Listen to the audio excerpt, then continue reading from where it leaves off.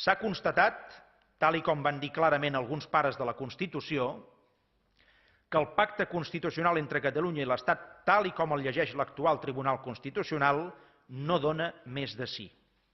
El Tribunal Constitucional ha tallat de soc arrel qualsevol possibilitat de fer evolucionar Espanya cap a un estat plurinacional.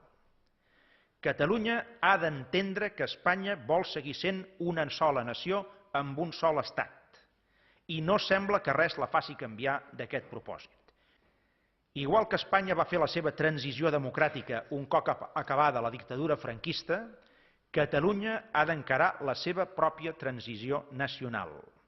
Parlo de transició, no de revolució, i com tota transició cal fer-la de manera democràtica, pacífica i a base de grans consensos interiors.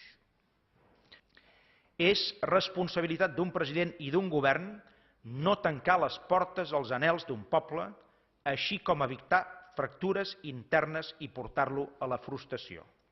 Per tant, proposarem com a gran repte per als propers anys, en el camí de la transició catalana que iniciem, basada en el dret a decidir, la definició d'un model propi de finançament per a Catalunya, el pacte fiscal.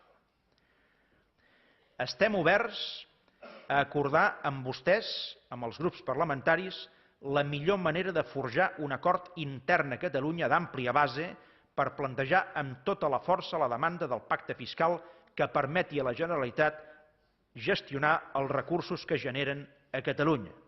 Un pacte fiscal inspirat, per tant, en els models de concert o conveni econòmics.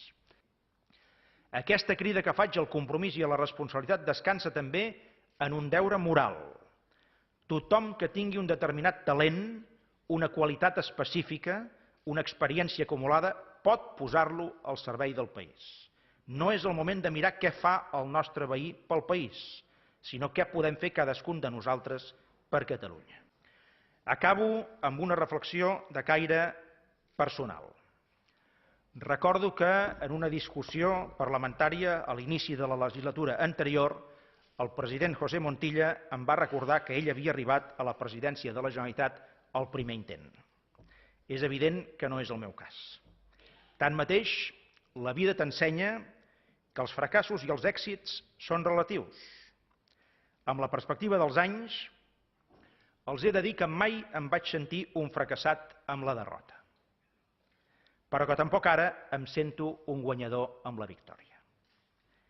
Arribo a aquesta etapa de la meva vida lleuger d'equipatge, però alhora carregat d'il·lusió per poder fer, durant un temps limitat, un bon servei a Catalunya i continuar així escrivint algunes pàgines més de la història de Catalunya, un país que ha cregut i creu prou en ell mateix per mantenir-se dempeus entre les nacions amb més tradició del món, com demostra la pròpia institució de la Generalitat, de la qual després de més de 650 anys d'existència aspiro a ser-ne el 129è president si vostès m'atorguen la seva confiança.